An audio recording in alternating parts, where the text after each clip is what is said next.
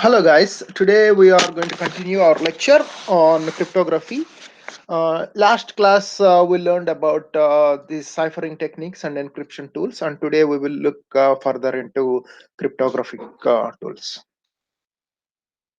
So, first of all, I want to introduce you to PKI, Public Key Infrastructure. Um, PKI is an integrated system of software. Which encompasses several encryption methodologies, protocols, legal agreements, and third-party services, primarily designed to make sure the communication is secure, whether that communication is via internet, via email. So we will look at the protocols, so ICP protocols and transmission protocols, and how public key is used to encrypt those systems. So the public key infrastructure actually protects the information assets by several ways. Like primarily, it makes sure it is authenticated and it is properly it secures the integrity and privacy, and it also checks the authorization on non-repudiation. Non-repudiation is checking whether if a particular information or delivery message is coming from authentic websites such as Amazon.com, or somebody sends you. So we will look at how this non-repudiation also works. So basically, it is a tool to verify that the source of the information is primarily who they say it is. So a typical PKI. If you are looking at the projects, a typical solution, it's looking for it projects the transmission and reception of the secure information.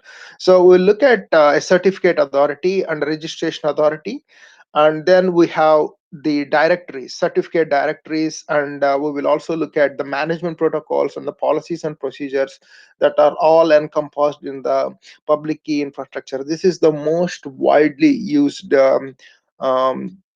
infrastructure that we are use. We usually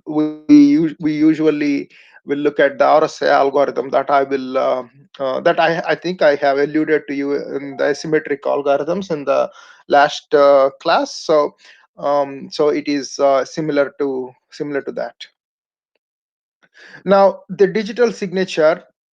So I think you probably know what a signature is, right? Signature is something that cannot be forged. Of course it can be forged, but like we assume that it cannot be forged. A digital signature is a message sent that is electronically there, and you just want to authenticate that it is sent by the right person. So that's called a digital signature. A digital signature can be like a fingerprint or anything, any biometric scan. So that can be used as a signature, but it is not physically. You don't need to be physically present and do the sign. So you can use other ways to do digital signatures.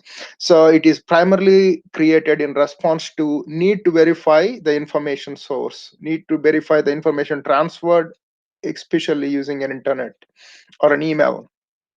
So we use asymmetric encryption processes. Primarily, all of them, they use one algorithm called RSA algorithm. In most of the web browsers, 90% of the web browsers today, and all the websites that you browse today, they all use primarily RSA algorithm. And they also look the non-repudiation. So let's look at what this non-repudiation is. It is the process that is used to verify whether the message was sent by the right person.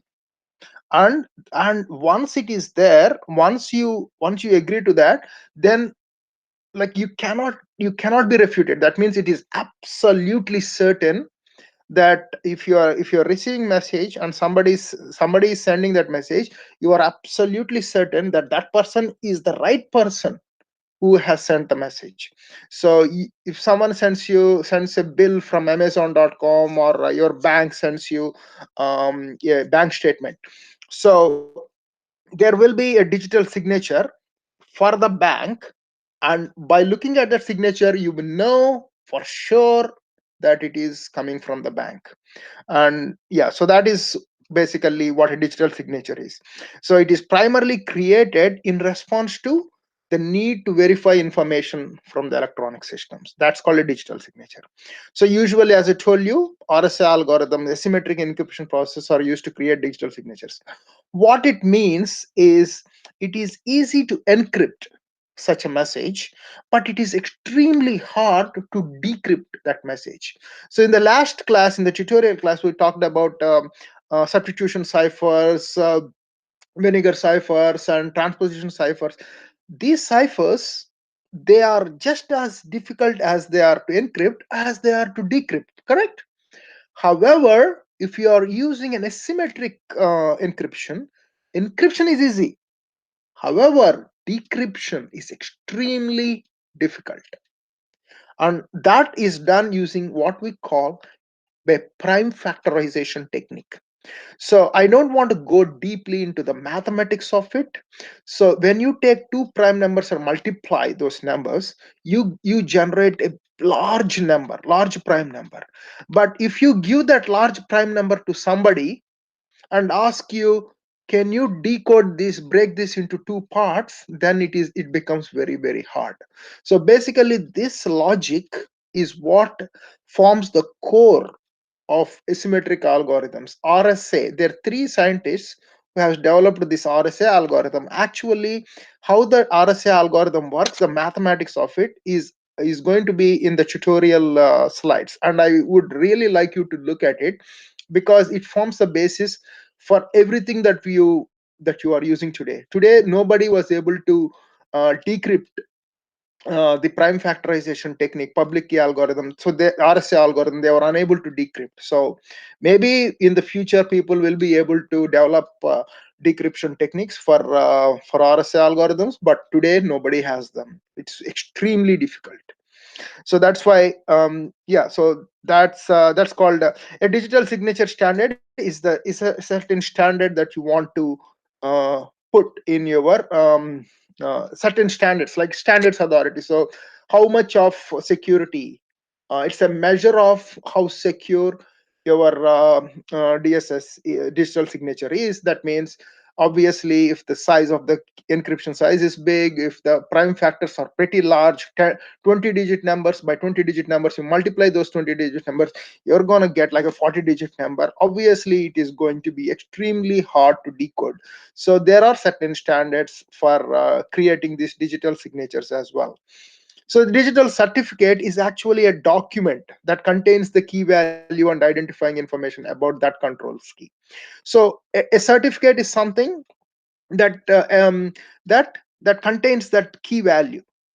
So wherever that key is, where like that key value is primarily used to encrypt the encryption algorithm. So that it contains that key value and all the information about that control key, right? A digital signal attached to a contain certificates container file is primarily designed to certify the file is from the entity it claims to be the from. That means it is authorization. It is an authorization that yes, the person who sent it, it is a certificate that says yeah, the person who sent it is the person who has the one that you're reading is the person is sent by the person who is claiming to be the person. For example, if if you are making a purchase on eBay, so eBay will actually send you a receipt. So if you open that receipt, that can be a digital certificate. The receipt can be a digital certificate saying that yes, we have received the payment, yes, we have processed this payment, and yes, this is going to be shipped as per the plan. So basically that can be considered as a digital certificate. So different client server applications use different types of digital certificates. Basically, if you are a delivery truck, if you are an internet based e-commerce company, so all the companies, they use different digital certificates techniques. So yeah, so look here, this is a typical example of a digital certificate that is created. So it is not saying when it is created or it is modified, but if you look at If you look at the certificate, digital certificate information, this certificate is intended to following the purposes. So it will tell you what purpose, identity, fi- ensures the authority. So this is the purpose of this certification, and then the details and the certification path are also provided. It is issued to Amazon.com. It is issued by version class. So basically this is a certificate. It says that absolutely without any questions whatsoever, it is a certificate issued by this person, this server, to this server, and this is a verification. This is called a digital certificate, and you can look at the properties of it. And what is the shipping address? Select the shipping address, Amazon. So basically this is when you make a purchase via Amazon, so you will be able to look at this digital certificate if you go to the browser. So what are usually, they will have like a certificate serial number, algorithm ID. These are things that are actually a part of this certificate. Now when it is created, when it is modified, usually this information is not available. But when, until what time it is valid, from what time it is invalid. So that is validity. That is the name of the issuer. And then certificate serial number, you can see the certificate will have a serial number.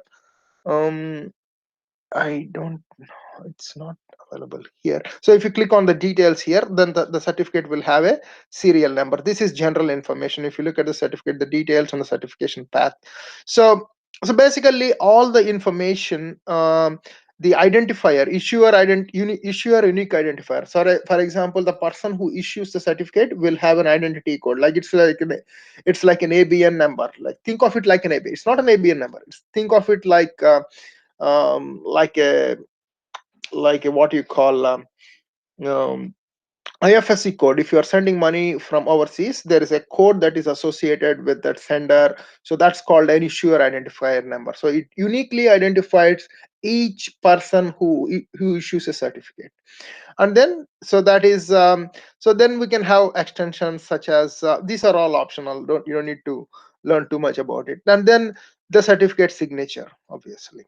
So the next one is so now we have two kinds of algorithms, right? Like we have symmetric algorithms and asymmetric algorithms.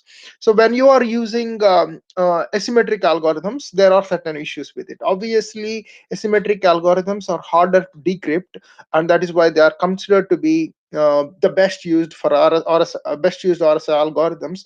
However, sometimes we use hybrid systems.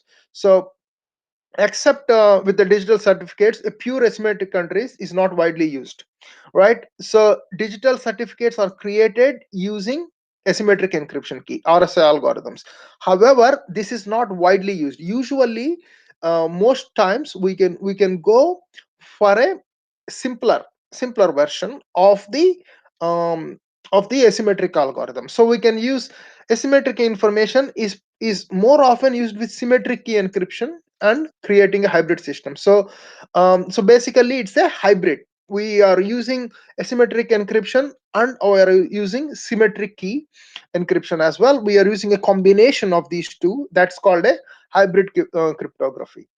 uh, so basically, so we don't want to make it, of course when you are using asymmetric algorithms, it is more secure, but at the same time it consumes a lot of time. The decoding process takes a lot of time. Decryption process of decryption, even if you have the trapdoor kind of information, it still takes a lot of time. So most companies, most web browsers, they don't actually go for the asymmetric algorithm because they're just too not just effective, not just practical.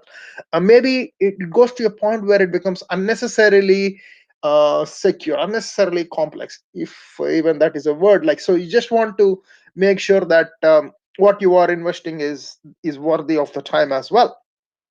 So that's why DHK exchange method. So this is the most widely used hybrid system. So basically it paved the foundation for the developments in the public key encryption. So basically, so asymmetric algorithm is actually slightly modified using the symmetric key, and that's why we call it a hybrid crypto system.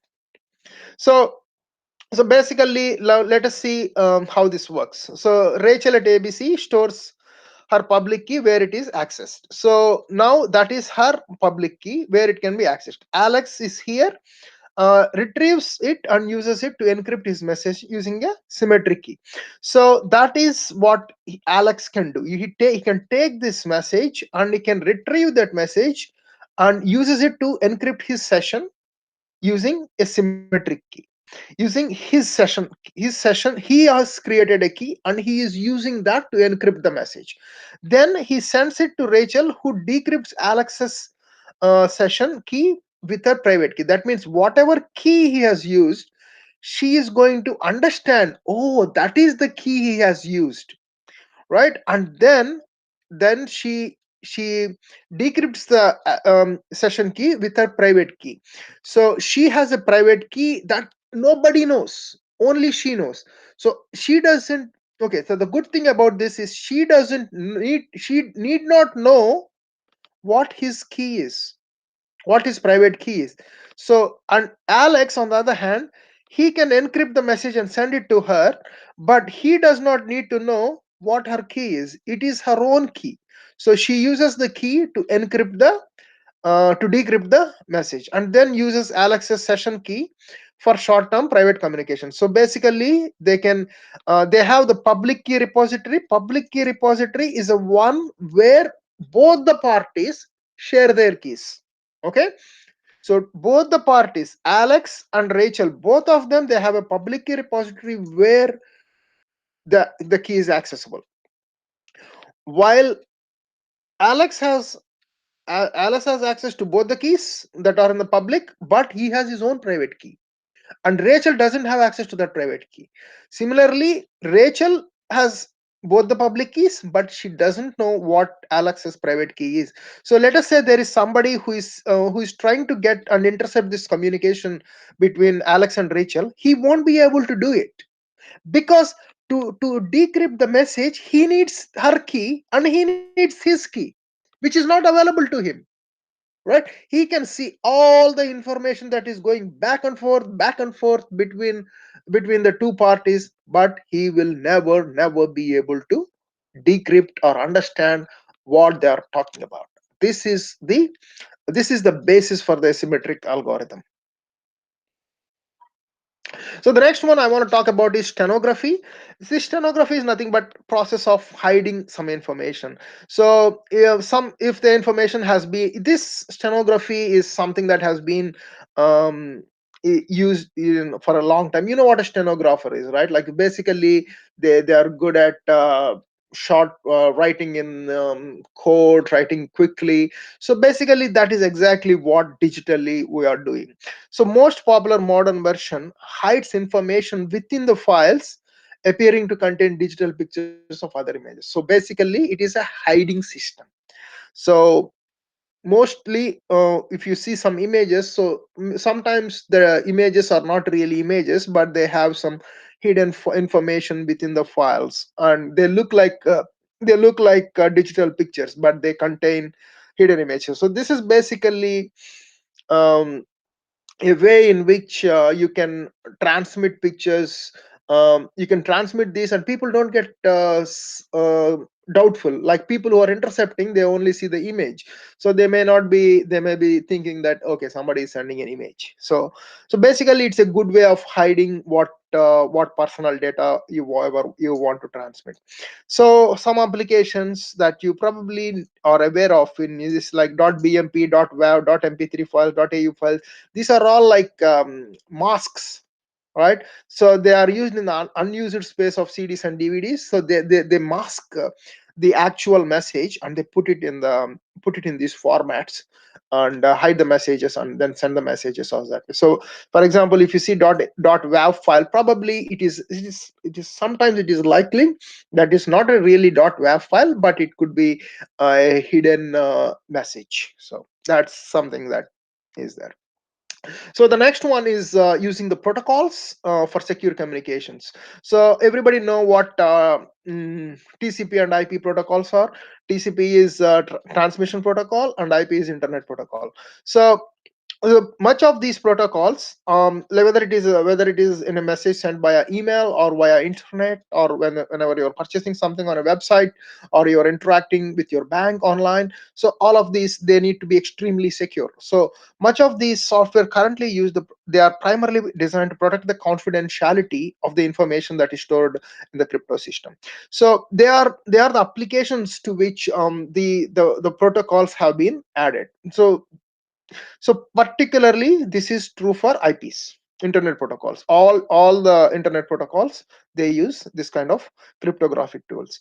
As the number of threats to internet grow, what happens? So the need for these security measures also grow. So of course, if you have digital fraud, people are intercepting, people are hacking a lot.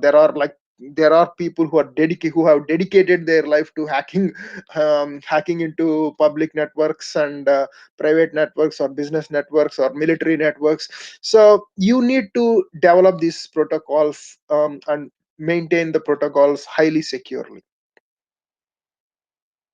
So now let's move on to securing the so when you're talking about internet communication, so we use two kinds of protocols. One of them is secure socket layer.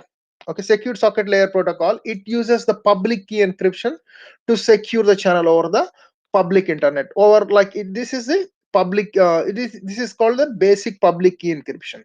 And then when you are transferring any hypertext, so this is a transfer protocol. This is a secure hypertext transfer protocol. This is hypertext. You know what a hypertext is?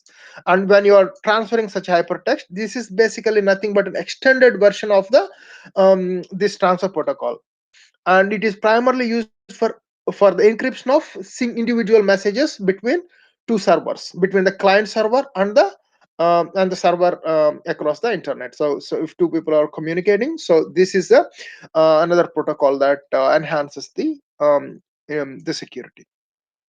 So this is actually an application of both secure socket layer protocol and then HTTP protocol. So this allows information to be passed between the computers through extremely secure and private virtual connection. So also we use similar protocols like SMIME, PEM, and PGP. These are all nothing but they all are built on the same kind of encoding technology. So multi-purpose internet mail extensions. They build on multi-purpose internet mail extension. That's the full form, MIME. And so these are and the encoding format is by adding encryption and also authentication. So then we have what we call PEM, privacy enhanced mail. So this is primarily it is designed as a solution, right? It is designed as a standard to all the public key crypto systems. We talked about 3D asymmetric key subscription in the previous class. DES, AES symmetric subscription, symmetric key encryption, and 3DES symmetric key encryption. These are standards or authorities, right? So basically, it proposes a level of security, proposes a standard to function with all the public key systems. The other one is PGP, pretty good privacy. It uses an idea cipher for message encoding. So basically, all of these are protocols or extensions that are primarily designed to enhance the security of public key crypto systems. So basically, if you understand that, you don't need to go into each one, how the functionality, how the design of how each protocol works is beyond the scope of this course. But you need to understand what is the fundamental purpose of each of these protocols. So if you can understand what is the purpose of this, what is the purpose of this, and what is the purpose of this, so that is all we are expecting of you to learn and understand. So similarly, this SSL and SHTTP, they are also used for web-based transactions. That means if you are buying something on the internet, if you are transferring funds to from one person to another person using digitally. So obviously, you probably know that whenever you want to send some money to your friend, the bank sends you a key and you have to enter the key. And so basically there is a lot of security that needs to be done for any web based transaction, especially if they are financial transactions. So this is actually developed by Mastercard. Obviously, that makes a lot of sense to to protect from payment fraud, and that is now, if an electronic transaction was made or not made, obviously there is no way in which you can deny. Let us say if you deny that I have already made my payment, so they can look at the network.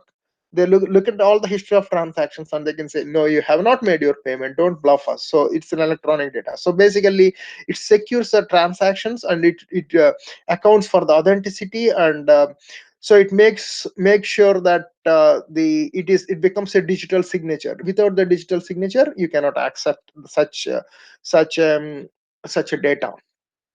So this is basically it uses 3DES and DES algorithms, encryption algorithms, to manage all the credit card information transfers. So basically, it's developed by Mastercard, like about 23 years ago to be exact, and primarily to secure their transactions. So we talked about TCP and IP. So we can secure them with IPSCC and PGP as well. So what is IPSCC? It is an open source protocol framework for security development within the Internet Protocol family of protocol standards. So basically, it is an open source protocol framework. So how does it function? So it uses several different crypto systems.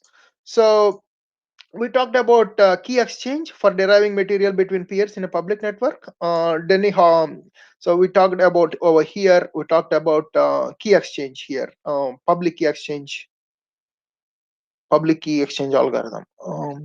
Yeah, so so this is how a public key repository and then public key exchange. So yeah, so basically it uses Diffie-Hellman key exchange for deriving the key material between the peers on a public network. That's on the public repository. And then we look at the public key cryptography for signing the exchanges to the guarantees of the identity, to guarantee which that actually guarantees the identity. Then bulk encryption algorithms are used for encrypting the data.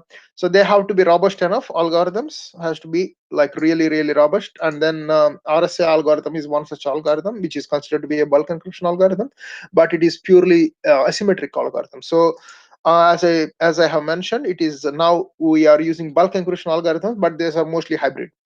So digital certificates, they are signed by a certificate authority to act as a digital ID card. So the other one that we talked about is PGP. PGP is also a hybrid system that is designed in 1991 by Phil Zimmerman. So it combines the best available cryptographic algorithms to become an open source and de facto standard for encryption and authentication of email. So basically, it is about securing the email, securing the web applications using another protocol, another cryptographic system. So basically, it's primarily for it's a freeware and low cost commercial PGP version that is useful for many platforms. Now, if you cannot afford if you cannot afford a symmetric algorithm, especially asymmetric algorithm, that asymmetric algorithms, they are expensive, and they are time consuming as well. So this is a simpler solution for somebody who is looking for a cheaper way out or a low cost commercial PGP version. So now you can see public key encryption. So that that is the algorithm that is used for a PGP, and then that can be used for digital signatures. So conventional encryption. So as we talked about, like this is the conventional encryption RSA algorithm that I have been talking about. 3DES, IDEA, and cached. IDEA and cached are slightly less used compared to 3DES and RSA as algorithms, but they are primarily for encryption of messages. And the file management, you probably know, this is like we use a zip algorithm, and then that is for compression of data files. You probably know the third one. So now we will go back to what we have learned in information systems, attacks on the information systems. These are the informations, the threats are similar to attacks. We talked about the the security systems, security protocols in the chapter 3 or chapter 4, something of that sort. I think it's chapter 3. We talked about different kinds of attacks. So, any attempt to gain unauthorized access to secure communications, that's called like a ciphertext attack, a brute force attack. Now you know what a ciphertext is. So when someone sends you a ciphertext, you can think of different algorithms, different encryption messages, and then try and decode that. For example, yesterday in the previous class, I given a code, and somebody was able to decode that message without without any key whatsoever. Like, see, so sometimes by brute force you will be able to decipher whatever that code is. Like maybe it is +2, maybe it is -3. Is it like a vinegar square that they have, so they can use like some basic algorithms we can apply to check and decrypt the message. So that is basically an attack or a brute force attack. So attacker may alternatively like conduct a known plain text attack on, like, so you can use selected schemes like vinegar. So you can use substitution cipher or a transposition cipher. You can just do trial and error and get that's called brute force. So the other one is man in the middle attack. We already talked about it, you remember. So it is primarily an interception, right? We are intercepting the transmission of public key, and so that is what it is going to happen. And once we get that public key, we will try and decode the information that is going. From the victim's perspective, encrypted communication appears to be occurring normally, but in reality it has been modified.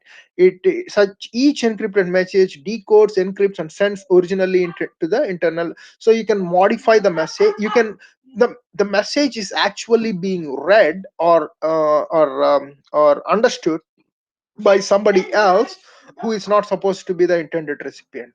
So and sends to originally. So the establishment of a public keys with digital signature can prevent this kind of man in the middle attacks. So public keys and digital signature, both of them, if you have them, then you are very secure. The man in the middle cannot do anything, because as I told you, public keys with digital signatures, usually what they do, they the public keys are visible, but the private keys between the two people who are communicating, they are not visible. So it is impossible for them, yeah, it is impossible for them to get the to understand or decode the information. So the man in the middle will not be able to decrypt if you are using a robust enough algorithm that also includes the private key information. Even though the public key is available, the private keys are not shared on the internet. Then we look at the correlation attacks. These are simply several kinds of brute force attacks to understand the statistical relationship between the structure of the known key and the ciphertext. So basically, what it says is, for example, if somebody sends a message, lot of alphabets are there. Now, how do you know what each letter stands for? Like, we use the vowels very often. A, E, I, O, U are the most used vowels. So these are the most these if you look at the text, so these are the most used ones. And then, so which let us say W is being used more often in the text, then they can say, hey, W means probably A, right? Then if the next highly used letter can be X. So X, people don't use X's when they are sending a message, right? But if you are using suspiciously more X's in your ciphertext, obviously X can be E. So basically this is kind of a correlation attacks. They can actually linear crypto analysis. We can use that linear crypto analysis to decode um, to break and attack the ciphertext. See, the only defense in this particular case is to build a strong crypto system, and that means uh, managing the keys very well and strict adherence to best practices of cryptography. Obviously, the frequency and the exchanging of the keys should not be too often as well, because it is going through public information. The next one is the dictionary attack. So the in this dictionary attack, we already talked about it. So the all the words are not used, like x, xm and op. So that is not used, for example, because we are using a every word in the dictionary using the same crypto system used by the target. So all the words, the if you decode the ciphertext, it should make sense, right?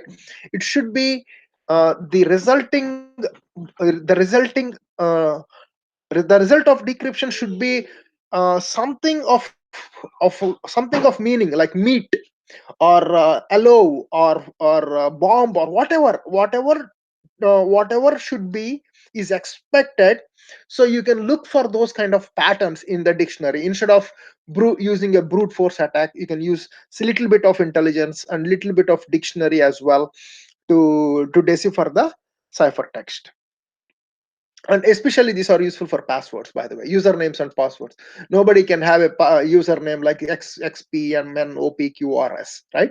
So that doesn't make sense. So you need to have some words for the use of password. And passwords are also, people don't secure their password, they want to keep a password that they can remember. So obviously a dictionary attack is probably a good way to attack.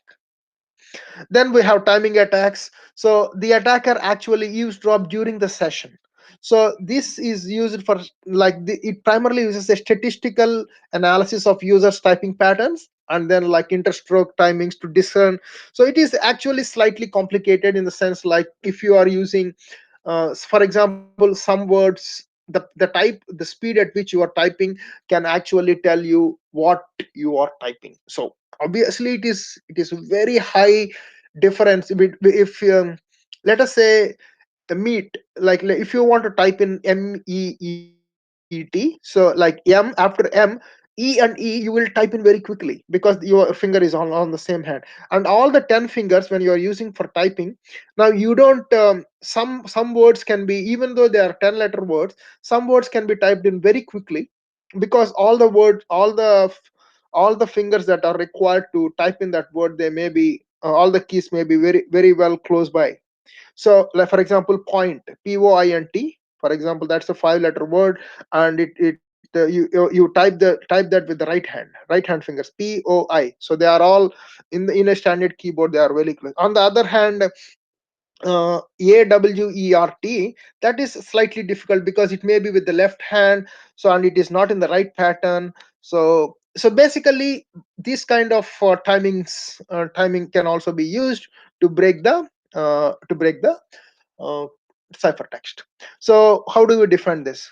No matter how sophisticated an encryption crypto system we have used, if the key is discovered, the message can be determined. So if it is if you if the both the if the keys are identified, if the keys are made available to the eavesdropper, he may be able to identify. So the management of the public keys and the management of the private keys, they are extremely useful. They need to be done so that people are defending against all these kinds of attacks. So that concludes what we needed to learn as far as the cryptography is concerned. So mostly we talked about cryptography and encryption that is used to primarily provide sophisticated approach to security. Most security related tools, they use and embedded encryption technologies, as we covered. Encryption, it basically is a conversion of message into a unreadable form. And um, and then if there is any unauthorized person, he cannot read it. But if there is if you are authorized person, you will have the key to decrypt that message. Many tools are available today. We have classified them as symmetric, asymmetric, and hybrid, and each having certain advantages and disadvantages. The strength of the encryption tool is depending on the key size. So obviously, if it is a very small key, for example, if it is n plus 2, right, obviously the one that we used in the previous class, that's a very small key size, but more dependent on the following. So basically we need to follow good management, key management practices. So cryptography is used to secure the most important aspects of the internet and web browsers, and they require it. And yeah, so the protocols and tools are designed primarily for securing communication. So we looked at different protocols that are used for mail, protocols that are used on the web browsing as well. So crypto systems are subject to attack in many ways. We covered the different kinds of attacks, and how to prevent against these kind of man in the middle attacks, and the kind of brute force and dictionary attacks as well. So basically, we need to be aware of how cryptography systems can be secured as well using the key. So key management, and building extensive key size, building protocols that are robust, and building algorithms that are not easily decodable.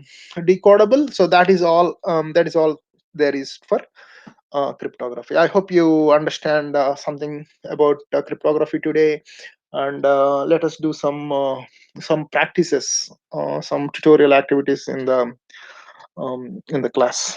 Thank you, guys.